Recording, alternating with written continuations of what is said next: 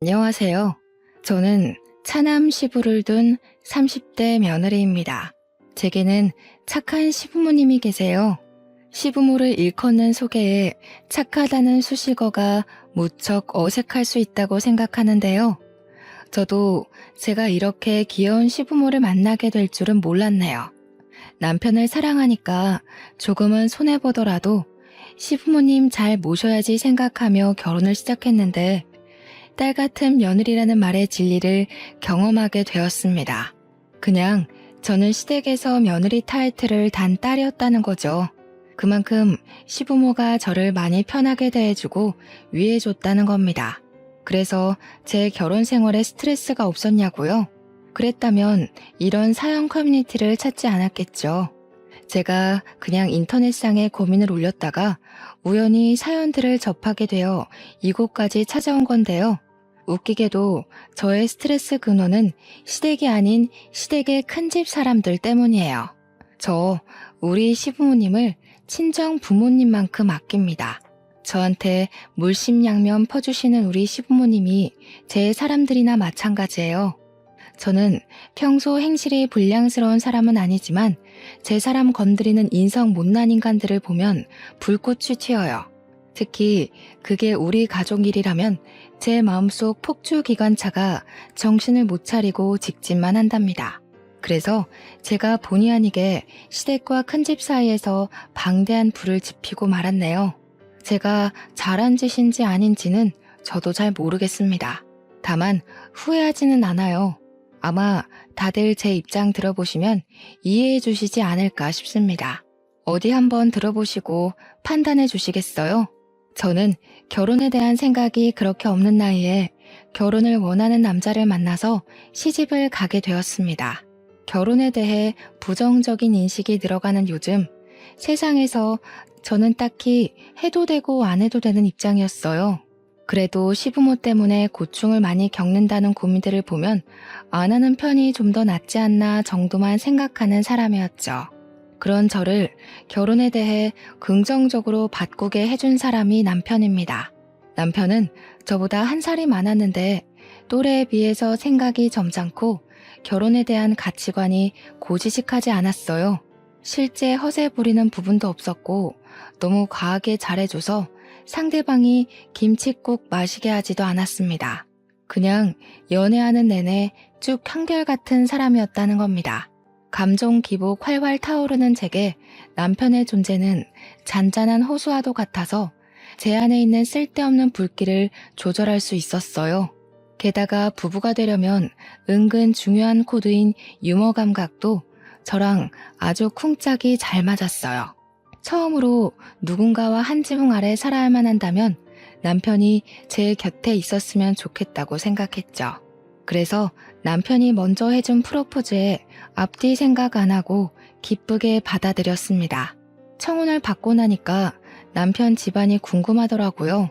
남편이 간단하게 얘기해 준 적은 있어도 그건 시댁 집안의 형편 정도지 어떤 분위기의 집안인지는 들어보지 못했습니다. 제 질문에 남편은 흔쾌히 집안 얘기를 꺼냈는데요. 남편 얘기만 들었을 땐 시부는 남편과 비슷하면서도 늘 헛소리를 안 하는 분이라 했고 시모는 점잖은 시부에 비해 조금 애교 있고 웃음 많은 사람이라고 했습니다. 그 말만 들었는데 왜 시부모에게서 저와 남편의 향기가 나는지 모르겠더라고요. 어딘가 모르게 비슷한 결이라고 생각이 되어서 그런가 시부모에 대한 긴장은 크게 하지 않았습니다. 역시나 시부모는 인품이 훌륭하신 분들이었어요. 우선 저를 많이 사랑해줬고 딸이 없는 집이라서 그런지 마치 딸이 생긴 것 같다고 특히 시모가 제게 많이 관심을 줬습니다. 시부모 반응이 이런데 친정에서는 얼마나 고마웠겠어요. 저희 친정 부모님이 저 결혼하고 제가 합가한다는 소식에 한우 세트를 2세트나 보내셨습니다. 그런 시부모님은 또 며느리 잘 뒀다고 저를 더 좋아해 주셨죠. 남편이 시부모님 나쁜 사람 아니라고 말했던 건 틀린 말이었어요. 나쁜 사람 아닌 게 아니라 그냥 세상 착하고 순하고 바른 분들이셨습니다. 특히 시모는 제가 시모를 졸졸 따라다니면서 집안일을 배우려고 해도 가서 TV 보고 앉아있으라고 젊을 때 몸 사려야 한다며 저를 자꾸 주방에 못 오게 하시는 분입니다. 하지만 저는 제가 좋아하는 사람에게 잘해주고 싶은 고집이 장난 아니거든요. 그래서 끝까지 시모 옆을 붙어 다니며 시모와 같이 어울려 노는 걸 즐겼습니다. 시모는 딸 같다 하다가 한 번씩 실수로 딸이라고 부른 적도 있었어요. 그렇게 시모랑 가깝게 지내기를 7개월이 지났을까요? 다음 달 명절을 앞두고 있는 상황에서 시모가 달력 날짜를 보며 몇 번이고 한숨을 쉬더라고요. 웬만하면 어두운 얼굴 안 하시는 분인데 표정이 근심이 가득해 보였습니다. 제가 또 안 물어볼 수 있나요? 시모한테 가서 고민 있으면 저한테 털어놓으라고 했죠. 그때 처음으로 시댁을 괴롭히는 큰 집에 대한 존재를 듣게 되었습니다. 내가 그 집 사람들 만날 생각만 하면 이렇게 일찍부터 가슴이 콱 막히고 심장이 크게 뛰어. 어쩜 그리 못 됐는지 생각만 해도 치가 떨린다니까. 내가 세상 살다 그렇게 못해 처먹은 사람들은 처음 봤다. 아이고, 또 내가 쉰소리를 해버렸네. 너한테 이럴 게 아닌데 참. 괜찮아요, 어머님. 저는 하늘이 두 쪽 나도 어머님 편이에요. 큰집 식구들이 그렇게 된데미가 없어요? 아버님한테 말씀해보시지. 어머, 큰일 날 소리. 네 시애비는 그 집에 아주 충성을 한다, 충성을. 그러니 내가 혼자서 이리 소가리만 하고 있지. 아주 장남이 뭐라고 그저 큰형, 형수. 그 집 사람들 말이면 자다가도 벌떡 일어나는 게 네 시아버지야. 내가 어디다 하소연도 못하고 수십 년을 이렇게 살았다. 다른 집도 그랬는지 모르겠는데요. 시모 말로는 저희 시부가 어릴 적 가부장 제도가 좀 심한 곳에서 자란 사람이라고 했습니다. 시부가 어렸을 적인 그 당시는 가부장 제도가 남아 선호 사상이 심했다고는 알고 있었어요. 그런데 시모가 말해주는 시부 집안은 심해도 너무 심하더라고요. 시모가 몰래 해주는 얘기를 듣는데 제가 다 분해서 얼굴이 찌푸려졌습니다. 저희 시부는 집안에서 차남 입장이었어요. 총 5명의 형제 중 둘째하고 했습니다. 공교롭게도 셋째부터는 명이 짧아서 시부가 20살 되기 전에 다 돌아가셨고 장남과 차남 둘만 남은 상황에서 둘의 차별은 더욱 극명하게 드러났다고 합니다. 제 눈에는 정숙하게만 했던 시부의 숨겨진 처지를 시모한테 듣고 알게 되었는데 시대를 그렇게 타고나지만 않았어도 우리 지혜로우신 시부가 그런 분한 취급은 당하지 않았을 겁니다. 들어보니 시부는 시 조부모 집에서 홀대당하는 것에 익숙한 사람이었어요. 시부는 단 한순간도 따뜻한 대접 없이 자란 차남이었는데 일단 밥 먹는 것부터 편애가 바로 드러났더라고요. 시조부랑 장남은 큰 상에다 늘 따뜻한 밥과 빛깔 좋은 반찬들이 차려졌는데 시조모랑 시부 그리고 그의 잡다한 입들은 남은 반찬을 먹거나 따뜻한 밥도 남는 걸로 겨우 얻어먹을 수 있었답니다.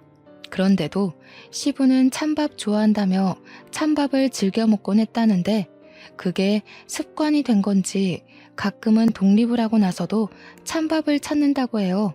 여러분은 고깃국인데 고기 없이 풀떼기만 있는 국을 받으면 기분이 어떻겠습니까? 게다가 가족한테 말이에요.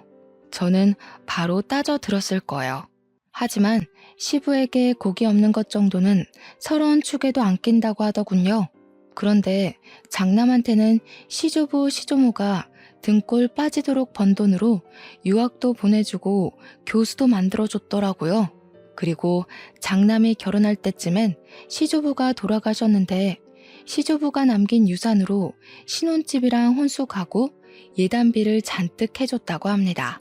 웃긴 건 시조부 유산이 원래 우리 시부한테도 주라고 돼 있었대요. 그런데 시조모가 마음대로 결정해서 장남한테 다 준 거라고 하더군요.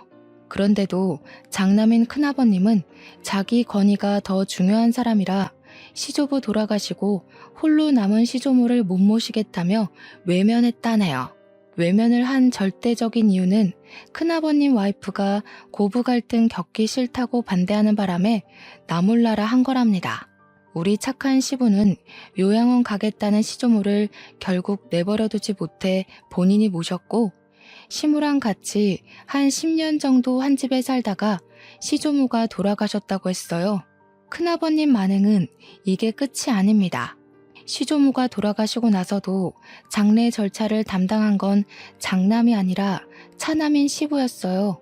큰아버님은 당시 자기 식구들을 데리고 외국에 살고 있어서 못 오는 상황이었다고 해요.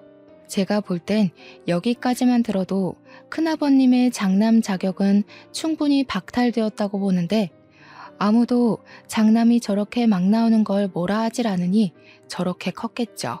특히나 시 조부모가 너무 장남을 아꼈던지라 장남이 이기적으로 나오는 것에 대해선 별로 개의치 않았나 봐요. 그러니까 그저 장남이기 때문에 뭐든 용납이 되었던 거죠. 그래서 시조모 유산도 역시나 큰아버님 앞으로만 되어 있었대요. 시 조부모님은 죽는 그날까지 장남 이름만 부르다가 돌아가셨다고 합니다. 정작 뒤치다꺼리 다 해준 사람은 차남이었는데 말이에요. 착한 시모는 그때 처음으로 사람 묘자리 앞에다가 침을 뱉었다고 했습니다. 생고생하면서 한 지붕 아래서 죽어라 모신 건 시부모인데, 유산은 장례식 때 코빼기도 안 비친 큰아버님 댁으로 가버렸으니 서운하고 분해서 그랬겠죠. 마땅한 행동이라고 생각합니다. 저 같아도 화났을 거고 아예 묘자리도 안 찾아갔을 거예요. 아니, 어떻게 직장에서 받아도 서러운 차별을 가족이 가족한테 그럴 수가 있는 겁니까? 대체 장남이 뭐라고요? 우리 시부도 시 조부모 피를 받은 똑같은 아들 입장 아닌가요? 시모 얘기만 들어도 화딱지 나는 상황에서 저는 한 번도 보지도 못한 시 조부모가 얄밉기까지 했습니다. 제사도 원래 큰 집에서 하는 거라고 들었는데 장남은 한 번도 시 조부모 제사를 챙긴 적도 없고 찾아온 적도 없다네요. 우리 시댁에서 시 조부모 제사를 담당하고 있었어요. 그 얘기를 들은 후로 저는 시 조부모 제사를 챙기고 싶지가 않았습니다. 그래도 시부모가 챙기는 제사니까 따르긴 했는데요. 대신 절을 하면서도 제사상을 차리면서도 저는 속으로 시 조부모를 엄청 원망하고 흉봤어요. 제가 시모한테 억울했겠다고, 어떻게 그 고생을 다 참고 살았냐고 위로의 말을 조심스레 건넸는데 시모는 그냥 살다 보니 사라지더라네요. 그 시대는 대부분 그랬다고, 자기뿐만 아니라 다른 며느리들도 대개 같은 소가리를 했을 거라면서 씁쓸하게 웃을 뿐이었어요. 이건 시대적 배경이라 어쩔 수 없이 이해를 해야 된다고 하는데, 저는 이해하고 말고보다는 일단 그런 차별 대우 자체에 화가 났어요. 주원 자식도 아니고 어떻게 친자식한테 그럴 수가 있는지 모르겠습니다. 솔직히 말하면 이해 하나도 안 했어요. 시모한테는 죄송하지만 속으로는 내내 딴 생각하면서 시 조부모만 비난했습니다. 그렇다고 시부 집안에서 치켜 세웠다는 장남이 그리 대단한 사람도 아니었거든요. 대접받을 만큼 뭐라도 집안의 보탬이 된 사람이면 시 조부모의 행실을 어떻게든 납득해봤을 텐데, 시모가 말하는 큰아버님은 듣기만 해도 이기적이고 자기밖에 모르는 사람이었습니다. 제가 이걸 시집 온 지 얼마 안 되고 들었을 땐 그저 시부 처지가 안쓰러웠어요. 그래서 착한 시부에게 더 잘해드리고 싶었고, 시부의 경고는 귀 기울여 듣고 고치려고 했습니다. 그러나 큰 집을 처음 만나고부터는 시부의 경고를 지키려는 게 제 마음대로 안 되더군요. 큰아버님은 차례도 안 지내면서 자기가 큰 집인 걸 내세우며 명절에 인사는 오라고 하는 웃긴 집안입니다. 도대체 어느 나라 법인지 모르겠네요. 근데 시부는 그걸 또 군말 없이 꼬박꼬박 가고 있다고 했어요. 그래서 저도 결혼하고 처음으로 그 집을 방문하게 되었는데요. 저는 큰 집에 발을 들이자마자 황당한 상황을 겪었습니다. 우리가 먼 길을 달려왔는데도 밖으로 내다보는 식구가 하나도 없었다는 거예요. 솔직히 그때 큰 집에 아무도 없는 줄 알았어요. 하지만 그건 조금만 더 안으로 들어가면 바로 확인 사살되는 일이었는데요. 큰아버님은 TV를 보고 있었고 큰어머님은 주방에서 음식 재료를 다듬고 있었어요. 무려 2시간이나 걸리는 거리를 차까지 막혀서 4시간 만에 도착했는데도 반기는 사람이 없었습니다. 자주 왕래하는 사이도 아닌데 적어도 오는 길 고생 많았다고 한마디는 해줘야 되는 거 아닙니까? 그런데 우리가 모습을 드러내자마자 큰 집사람들이 하는 첫마디가 뭔 줄 아시나요? 해 떨어지고 올 작정이었냐? 이 형수가 혼자서 저 많은 거 다 다듬느라 허리가 두 쪽 났다. 오늘 같은 날은 당연히 차 막히는 거 몰라? 생각이 있으면 일찍 나섰어야지. 저게 큰아버님이 시부한테 처음 던진 말입니다. 어디 큰아버님만으로 끝이게요? 큰어머님도 뒤처질세라 주방에 들어간 시모한테 쓴소리를 뱉었어요. 아이고 참나, 손님 나셨다 나셨어.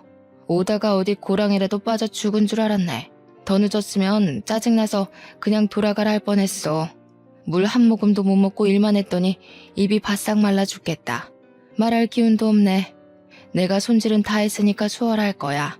6시까진 끝내라. 인상 팍 쓰면서 우리 시모한테 앞치마를 툭 던져주고 주방을 나가는 큰어머님을 보는데 와, 인사하기 싫더라고요. 그래서 큰어머님이 주방 빠져나오며 저랑 눈이 마주쳤는데 제가 그냥 쌩까버렸습니다. 큰어머님 시선이 계속 저를 따라오는 게 느껴졌지만 무시하고 우리 시모 따라 주방에 쏙 들어가 버렸어요. 이렇듯 직접 본 큰집 사람들 행실은 말로만 들은 것보다 훨씬 더 저를 화나게 했어요. 우리 시부모를 종부리듯 당연하게 행동을 하는데 제가 아끼는 분들을 그렇게 대하는 인간들한테 화가 안 날 수 있나요? 우리 착한 시모도 뒤에서는 큰집 식구 욕을 마구 했지만 정작 큰어머님 앞에서는 아무것도 못하고 깨갱하는 수준이더라고요. 그게 너무 마음이 아팠어요. 그간 어떻게 지내왔는지가 보였거든요. 큰 집에 있는 며느리들은 맞벌이 한다고 원래부터 명절의 음식 자체를 못하는 사람들이라고 했는데요. 그래서 저희 집을 명절보다 하루 일찍 불러서 이렇게 부려먹으셨대요. 무슨 이유건 간에 이건 좀 아니지 않나 싶어 남편한테 물으면 남편도 좀 보기 불편하긴 한데 너무 어릴 때부터 이렇게 해왔던 거라 자기가 어떻게 할 수가 없었대요. 한 번은 사춘기 때 큰아버님께 대들어봤는데 되레 시부모한테 혼이 났다고 합니다. 우리 시부모가 얼마나 마음 좋은 사람들인데 남의 손에 굴려지는 걸 보니 눈앞에서 보니까 제 속이 부글부글 열오르기 시작했어요. 분명 시부모도 말만 안 하고 있을 뿐 참고 있을 거라고 생각합니다. 하지만 남편도 어쩌지 못하는 걸 제가 뭐라고 감히 시가 친척에 간섭을 할 수 있겠습니까? 그래도 초면인 큰집 어른들한테 네네 하며 굽신거리고 싶지는 않았어요. 그래서 시모더러 남 시키지 말고 혼자 일해야 된다는 큰어머님의 말을 못 들은 척하고서 저는 시모 하는 걸 뺏어 들었어요. 시모를 적극 도우는 방향으로 제 분을 풀려고 노력했습니다. 시모가 작은 목소리로 괜찮다고 저기 거실에 가서 그릇만 좀 닦아달라고 하더라고요. 명절일에서 그나마 그릇 닦는 게 가장 쉽고 별로 힘 안 가는 일이라는 거 명절 챙겨본 사람은 다 알 겁니다. 시모는 최대한 자기가 힘들고 어려운 걸 자처하겠다는 뜻으로 저를 보내려고 했어요. 그러나 그럴수록 저는 더 고집 부려서 시모 몫을 빼앗았습니다. 제가 그래도 요리에 솜씨가 좀 있는 사람이라서 누구한테 물어볼 필요도 없거든요. 그래서 제가 오히려 시모를 쉬운 쪽으로 보내려고 했어요. 저랑 시모가 그렇게 꽁냥대면서 같이 일을 하고 있으니까 큰어머님이 슬쩍 오는 기척이 느껴지더라고요. 우리 주위를 얼쩡거리면서 우리 하는 얘기를 엿들으려고 기웃댔어요. 그러다 저희의 화기애애한 모습이 못마땅했는지 갑자기 시모한테 양파 깠냐고 마늘 빻고 고사리나 빨리빨리 볶으라며 성질을 부리더군요. 그러니 시모가 저랑 떠들다 말고 후다닥 다른 일을 하러 갔습니다. 시모가 떠나고 큰어머님만 제 반경에 남아 있었는데 저는 끝까지 큰어머님 안 돌아보면서 바로 표정 굳혔어요. 그냥 제 할 일만 했죠. 그러니까 큰어머님이 제가 마치 자기 며느리라도 되는 것 마냥 저한테 이래라 저래라 시키려고 하더라고요. 처음엔 무시했습니다. 그랬더니 이봐요, 이봐 하면서 나중에는 저를 툭툭 치는 거 아니겠습니까? 말본새부터 초면에 쉽게 터치하는 것까지 딱 봐도 불량스럽기 그지없는 할망구였어요. 내 말이 안 들리나? 그거 지금 할 필요 없다고. 저기 가서 전 부칠 펜 좀 달거라. 주방일 안 해봤니? 일머리가 있는 편은 아닌가 보구나. 애가 빠릿빠릿하지 못하네. 죄송해요. 저는 저희 어머님 며느리라서요. 다른 사람 말은 귀등으로만 들어요. 큰어머님이야말로 할 일도 없이 돌아다니지만 마시고 손 좀 보태세요. 그럼 더 빨리 끝나지 않겠어요? 저도 일머리 없다지만 큰어머님도 그렇게 썩... 저는 싱긋 눈웃음 치면서 차분한 톤으로 고개만 까딱 인사했습니다. 그리곤 또 큰어머님 말을 무시하며 제 할 일만 했어요. 그런데 저 때문에 시모도 놀라고 큰어머님도 충격 먹어서 순간 정적이 흐른 거 있죠. 그러거나 말거나 저는 하고 있던 시금치 나무를 조금 떼서 시모한테 조르륵 달려갔고 눈치 없는 사람처럼 간 좀 봐달라고 애교만 부렸습니다. 우리 귀여운 시모 당황해서 얼떨결에 간을 봐주더라고요. 그러면서 큰어머님 눈치는 계속 봤고요. 좀 싱겁죠? 아, 어머님 솜씨 따라가려면 더 배워야겠어요. 어머님은 어쩜 그렇게 요리를 잘하세요? 제가 진짜 100점짜리 시어머니를 뒀네요. 큰어머님은 우리 모습이 기가 찼는지 그 뒤로 주방을 박차고 나가서 들어오질 않았습니다. 주방이 보이는 방향으로 거실에 앉아 저랑 시무를 노려보고만 있더군요. 저는 제멋대로 행동한 거라 시무가 한 소리 할 줄 알았는데 다행히 시무는 아무 언급도 안 하셨어요. 그냥 저한테 더 살갑게만 대할 뿐이었습니다. 그리고 제가 남편에게 부탁해 거실에 놓인 그릇 좀 닦아달라 했어요. 며느리 부탁이면 하늘의 별도 따줄 것처럼 귀한 대우 주는 시부까지 제 말에 그릇 닦는 걸 도왔습니다. 그런데 큰어머님 산을 넘었더니 이번에는 주야장천 TV만 보던 큰아버님이 문제였어요. 그새를 못 참고 시부한테 나불거리는 거 아니겠습니까? 야야 형기야, 물기 있는 걸로 닦았으면 마른 수건으로도 닦아야지. 거참 몇십 년째 명절을 챙기는데 아직도 초짜 짓을 하냐. 너는 어쩜 예나 지금이나 발전이 없냐. 큰아버님은 말마다 혀를 차는 습관이 있더라고요. 그것 때문에 사람을 더 무시하는 본새가 심하게 느껴졌고 저는 순간적으로 우라가 치밀었습니다. 아, 진심으로 짜증나대요. 제가 이렇게 속에 열이 많은 사람인지 여태 모르고 살았어요. 저는 부쳐놓은 고추전을 바구니를 들고서 베란다에 건조를 시켜야겠다고 룰루랄라 거실을 가로질렀습니다. 그러고는 바닥에 양말이 미끄러진 척 들고 있던 바구니를 날려 큰아버님 머리통에 쏟아버렸어요. 그러자 큰아버님은 소리 꽥 질렀고 큰어머님은 난리 나서 큰아버님의 원형 탈모 머리를 손으로 닦고 문질렀습니다. 어머나, 죄송해요 큰아버님. 바닥이 왜 이렇게 미끄럽지? 아, 여기 바닥에 기름기가 있네.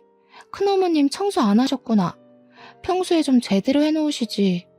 오늘 같은 날은 손님도 오는데 집안 안 살펴놓으셨어요? 그런 건 저도 아는 기본인데 아쉽네요. 뭐야? 얘, 뭐 이런 애가 다 있어? 동서 당장 이리 안 튀어와? 무슨 이딴 계집애가 다 있냐고. 대체 며느리 교육을 어떻게 시키는 거야? 시모는 큰어머님 앞으로 조르륵 와서 죄송하다고 머리를 조아렸습니다.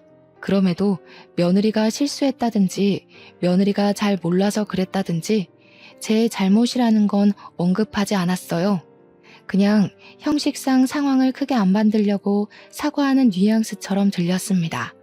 큰어머님은 그런 시모의 사과를 듣기 싫다고 호통치면서 큰아버님 머리통 식힐 수건을 빨아오라고 시켰고 시모는 급하게 욕실로 뛰어갔죠.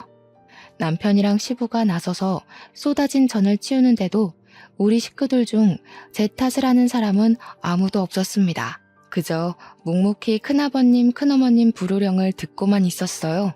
우리 식구 전부가 다들 행동 싸 보이지 않게 무게를 유지하고 있었는데요. 유독 저만이 유난을 부렸어요. 제 생각에도 제가 좀 설쳐댔던 것 같습니다. 그 말은 즉 시모한테 찬수건 심부름 시킨 큰어머님이 또 마음에 안 들더라는 겁니다. 그래서 그걸 또 가만두지 못하고 일을 저질러 버렸어요. 큰어머님, 큰일 날 소리세요. 언제 찬수건 빨아서 큰아버님 머리 식히려고요? 그 사이에 큰아버님 머리 다 화상 입겠어요. 빠릿빠릿하게 움직이셔야지. 그리곤 저는 시부가 그릇 닦느라고 젖은 수건 더럽혀 놓은 걸 주워서 큰아버님 머리에 찰싹 붙였습니다. 평소 결벽증 있다는 큰아버님은 냄새나는 행주 공격에 충격받아서 그대로 얼어붙었고 큰어머님이 대신 악소리를 지르며 저를 밀쳐냈어요. 시모가 찬수건을 가져왔을 때는 이미 큰어머님이 저더러 당장 이 집에서 꺼지라고 호통치고 있는 중이었어요. 저는 큰어머님 목청에 놀라고 겁먹은 척 눈물을 보였고 귀를 틀어막으며 큰어머님한테 부탁했어요. 큰어머님, 화통 삶아먹은 줄 알겠어요. 제가 어릴 때 교통사고 때문에 큰 소리에 트라우마가 있어서요. 제발 목소리 좀 낮춰주세요. 당장 끌어내라. 무슨 저런 년이 다 있나 몰라? 어디 어른한테 버르장머리 없이 이래라 저래라야? 빨리 꺼지지 못해? 제 도발에 얼굴까지 시뻘개진 큰어머님은 저를 잡아먹을 듯 쏘아봤습니다. 저는 겁먹은 척 얼빠져 있는 남편과 시부, 시모를 데리고 그만 가보겠다고 급하게 인사드렸어요. 물론 죄송하단 말은 해줬습니다. 시부의 가족이라니까 일말의 예의라고 봐주시면 되겠어요. 어쨌든 저도 제가 왜 큰 집에서 그런 소동을 벌였는지 모르겠어요. 풍비박산 수준으로 망쳐버린 첫 명절. 제가 제 분을 참지 못해 시부모 허락 없이 큰 집을 뒤집어버린 거 아니겠습니까? 집에 귀가하고 나니까 그제야 시부모님 눈치가 보이더라고요. 그래서 별다른 변명 않고 입 싹 닫고서 집에 들어가자마자 무릎을 꿇었습니다. 시부모께 죄송하다고 용서를 빌었어요. 그랬더니 시부는 일찍 자야겠다고 방에 들어가 버렸고 시모는 시부가 방에 들어간 걸 확인한 뒤에야 뒤늦게 깔깔 웃음이 터졌습니다. 내가 정말 우리 새아기 때문에 산다. 나 진짜 웃음 참느라 죽는 줄 알았어. 어쩜 이렇게 교육을 잘 받았니? 사돈어른이 딸 하나는 기가 막히게 키우셨구나. 내 언제 한번 사돈댁에 식사를 대접해야겠어. 우리 집에 이런 귀한 딸을 보내주셨는데 가만히 있어선 안 되지. 시모는 그 어떤 날 때보다 아기 햇님처럼 해맑은 얼굴을 하고서 방에 들어가셨습니다. 어안이 벙벙했어요. 시부모 두 분 다 제게 별다른 혼을 안 내길래 실수한 게 아니라는 건가 싶어서 좀 헷갈리더라고요. 한참 나중에 남편이 말해줘서 알았는데 그날 일 때문에 자기도 10년 묵은 채증이 내려간 기분이었다고 했어요. 그러면서 아마 시부모도 그랬을 거라고 말해주었습니다. 시모가 깔깔 웃었던 걸 생각하면 남편 말이 영 신빙성 없는 건 아니었어요. 그럼에도 한날은 시부가 제게 슬쩍 다가와서 그날의 얘기를 흘리듯 툭 꺼내셨는데요. 저를 혼내는 건 아니었고 다시는 그러지 말라고 점잖게 일러주기만 했어요. 그 말을 들으니 시부가 큰 집 눈치를 많이 본다는 게 확 느껴지더라고요. 아무래도 시부한테는 과거의 집안 제도가 여전히 몸속에 남아있는 듯 했습니다. 큰 집이 너무너무 얄밉지만 장남이기 때문에 차남 입장에서 예의는 갖춰야 한다는 뭐 그런 심리 같았어요. 그런 시부가 여전히 안쓰러워서 저는 최대한 시부를 생각하고 시부만 위하자 그렇게 다짐을 했는데요. 도대체 왜 자꾸 큰 집 식구만 보면 제 안에 다른 자아가 튀어나오는지 모르겠습니다. 첫 명절에 거대한 대면식을 치른 후 제가 두 번째로 큰 집을 만나게 된 건 큰 집에서 직접 우리 시댁에 찾아왔을 때였어요. 큰 집에서 우리 시댁을 찾는 일은 거의 없다고 들었는데 어떻게 그런 날이 닥쳤네요. 그런데 시작도 하기 전 불만스러웠던 건 저희가 큰 집을 찾았을 때와 다르게 시부모님이 큰 집에서 도착한다는 시간보다 1시간이나 먼저 맞이할 준비를 하더라고요. 마치 집안에 또 다른 행사라도 생긴 것 마냥 집안 상태며 냉장고 상태며 화장실이며 신경 쓰는 게 한둘이 아니었습니다. 시모 말로는 큰 집이 참 말 많은 사람들이라서 그게 너무 지치고 피곤하니까 미리 차단하려고 그러는 거라네요. 그렇게 도착한 큰 집 사람들을 저희가 다 쪼르르 나가 환대를 해주었습니다. 큰 집을 문 앞에 마중 나간다는 것 자체가 못마땅했지만 시부가 하니까 저도 시부를 위해서 예의를 차렸어요. 제가 안녕하세요 하는 순간 큰어머님이 제 앞을 지나가면서 저를 엄청 째려보더라고요. 지난 명절 때 일로 계속 화나 있는 듯 했어요. 그리고 큰아버님은 이번에 모자를 쓰고 오셨더라고요.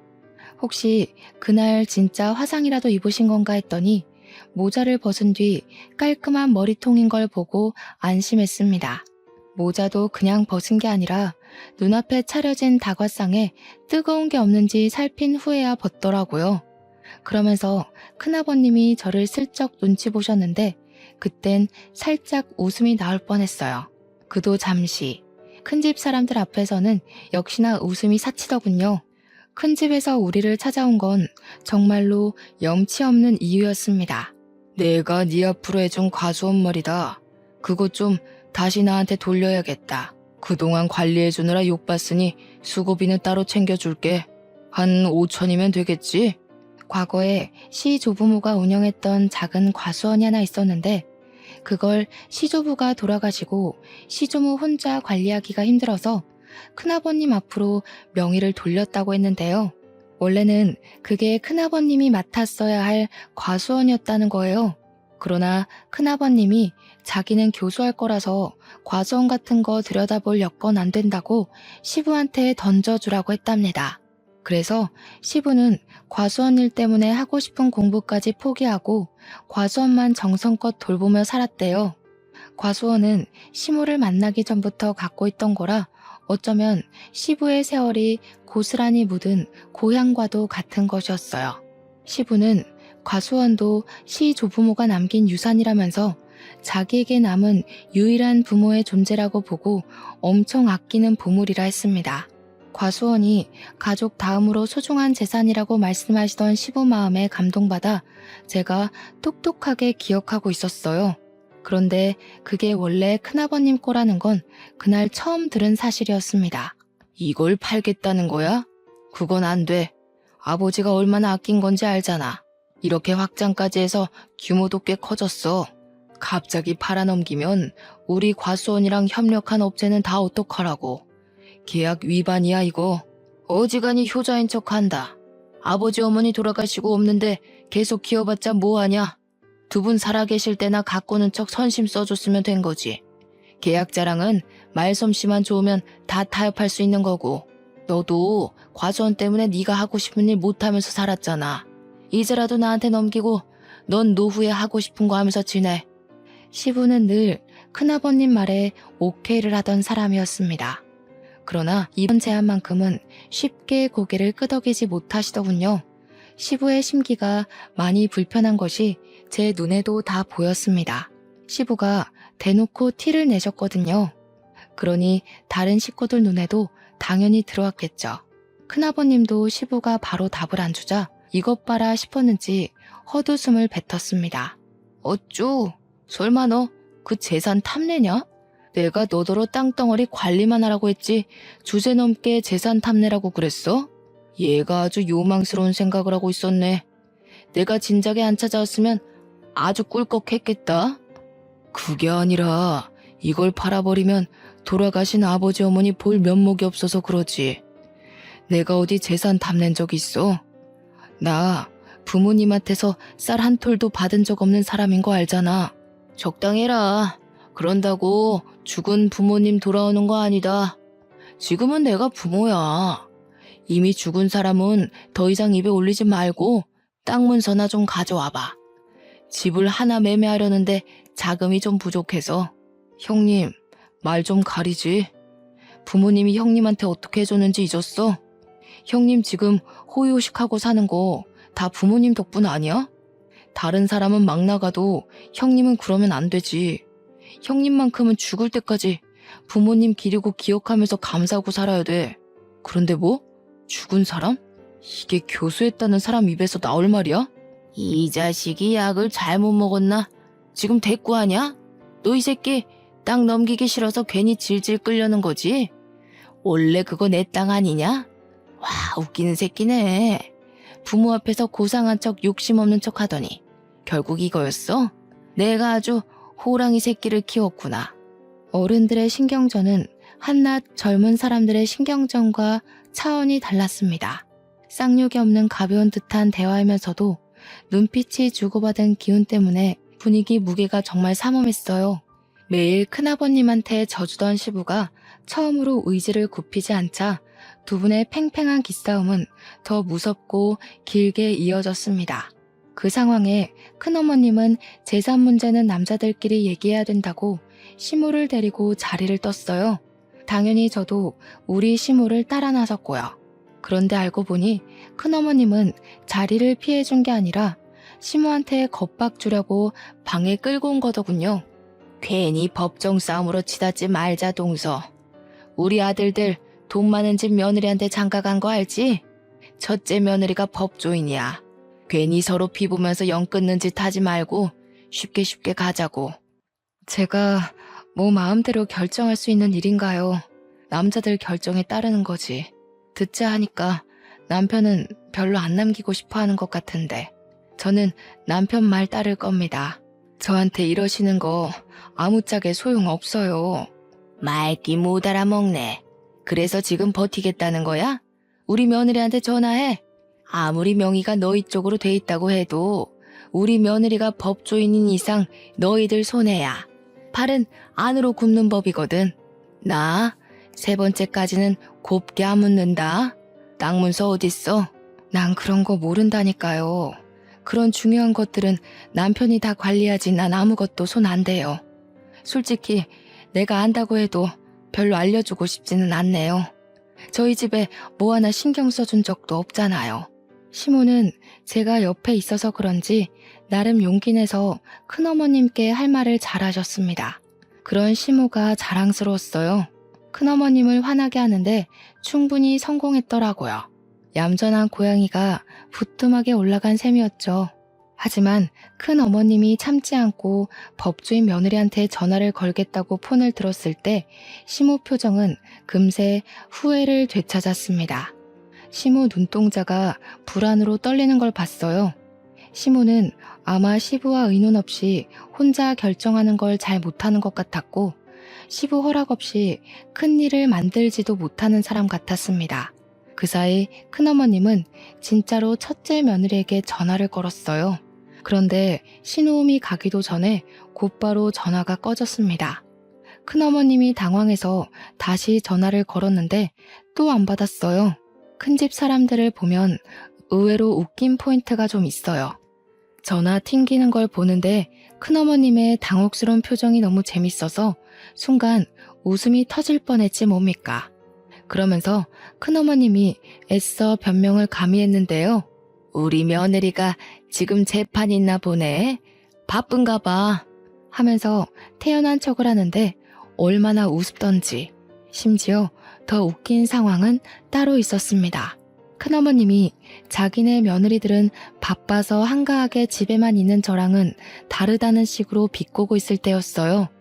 전화를 튕겼던 첫째 며느리한테서 다시 전화가 걸려온 겁니다. 그러자 큰어머님 표정이 승기라도 잡은 것 마냥 들뜨더라고요. 바로 시모 얼굴 앞에다가 당당하게 자기 폰을 들이밀면서 자랑을 했습니다. 좀 봐라 얘. 아무리 바빠도 얘들이 이렇게 예의가 바르다. 다시 전화 주잖니. 이 애들은 우리를 아주 하늘로 모셔. 누구처럼 감히 며느리가 시애미한테 시시덕거리면서 까불지 않는단 말이다. 며느리에도 다 급이 있는 거야. 동서는 어쩜 며느리 보는 눈까지 없었대?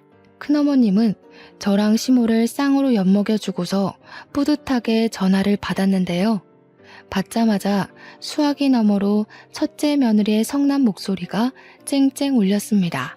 먼저 전화하지 말라고 했는데 왜 자꾸 전화하냐고, 약속 어기면 당장 이혼해버릴 거라는 협박의 톤이 묻어 있었어요. 큰어머님이 늙어서 귀가 안 좋으니까 음량을 크게 해놨는데 덕분에 우리한테도 다 들렸던 거죠. 차라리 전화 안 받을 때가 덜 쪽팔렸겠어요.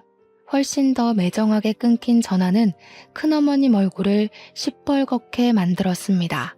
정적이 흘렀는데 그 순간 저는 이때다 싶어서 시무 팔짱을 끼며 말했어요. 참, 어머님, 제가 아버님한테는 말씀드렸는데 어머님한테는 기회가 안 돼서 말 못했는데요. 저희 큰아빠가 얼마 전에 판사 퇴직하셨거든요.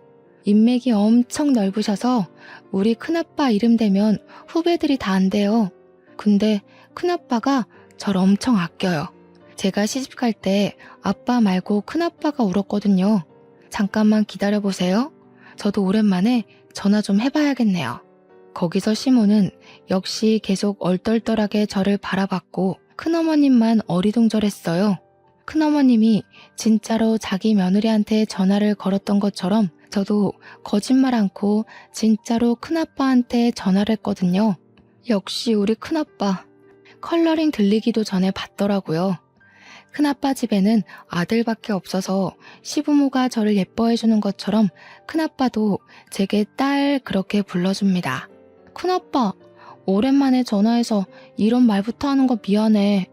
우리 아버님이 아버님 명의로 된 가수원을 갖고 있는데 그걸 자꾸 무단으로 달라고 협박하는 사람이 있어서 아무래도 우리가 소송해야 될 것 같아.